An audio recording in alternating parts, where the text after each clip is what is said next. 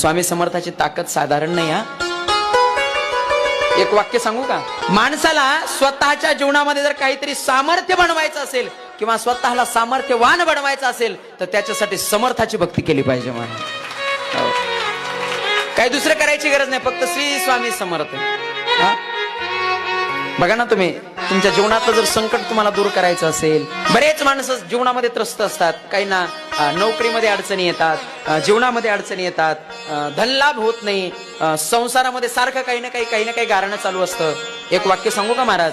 दररोज नित्यनेमानं तुम्ही घरामध्ये पूजा करत असताना स्वामी समर्थाचा फक्त 21 वेळा जप करा। 21 वेळा, फक्त 21 वेळा। माझ्या जीवनातला अनुभव सांगतो, मी माझ्या स्वतःच्या जीवनातला अनुभव सांगतो। दररोज सकाळी नित्यनेमानं तुम्ही पूजा करत असताना देवाच्या जवळ बसायचं, देवालयाजवळ बसायचं आणि श्री स्वामी समर्थ, श्री स्वामी समर्थ फक्त 21 वेळा जप करा। बघा, नक्कीच तुमच्या जीवनातली संकट दूर झाल्याशिवाय